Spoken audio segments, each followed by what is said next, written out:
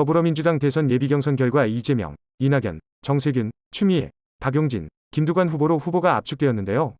지지층 사이에선 이재명 지사가 압도적으로 1위했다는 내용과 이낙연 후보가 막상막하로 나왔다는 내용, 또 3위가 정세균이 아닌 추미애라는 등의 찌라시가 퍼지는 등 이들의 성적표가 초미의 관심사로 떠올랐습니다.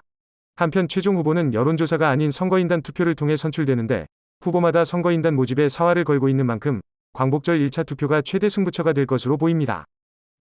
오늘부터 사회적 거리두기 4단계가 시행되는데 소상공인들의 한숨이 더욱 깊어지고 있습니다. 오후 6시 이후 2인으로 제한하는 건 영업금지나 마찬가지라는 것인데 이미 시행 직전부터 거리에는 발길이 끊겼습니다. 한편 정부는 운영시간 제한 조치 등으로 인한 경영상 손실에 대해 보상하겠다고 밝혔는데 현재로선 이에 편성해둔 예산이 6천억 원에 불과해 이대로는 보상할 재원이 터무니없이 부족합니다.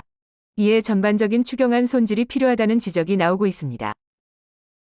오늘부터 55세에서 59세 국민을 대상으로 모더나 백신 예약이 시작됩니다. 상반기 접종 대상이었지만 미접종자도 해당되며 50에서 54세의 경우 일주일 뒤인 19일부터 예약이 가능합니다. 코로나19 예방접종 사전예약 시스템 사이트에서 인증서 없이 휴대폰 인증으로도 가능하며 자녀 등 보호자가 대신할 수도 있습니다. 한편 방역당국에서는 전국적으로 델타 변이 감염자가 점점 증가해 알파보다 2배 이상 많았고 신규 확진자 중 3분의 1이 변이 바이러스라고 밝혔습니다. 오늘도 어제와 같이 오후까지 곳곳에 강한 소나기가 올 가능성이 있겠는데요. 한낮에는 폭염, 밤에는 열대야가 이어지는 등 이제는 본격 무더위의 시기로 접어들었다고 봐도 되겠습니다.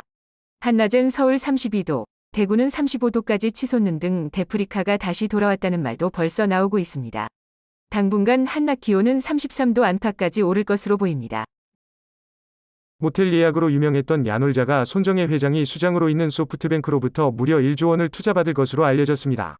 이번 계약은 쿠팡에 이어 국내 기업에 대한 소프트뱅크의 두 번째 대규모 투자인데요. 참고로 쿠팡에는 3조 4천억 원가량을 투자한 바 있습니다. 야놀자의 이수진 대표는 흑수저 성공신화의 주인공으로 모텔에서 종업원 일을 하다 포털 사이트에 카페를 만들고 느낀 점 등을 적어 올린 것이 야놀자의 시작이었다고 하는데요. 현재는 1000만 다운로드를 달성한 국내 최초의 여행 앱이 되었습니다.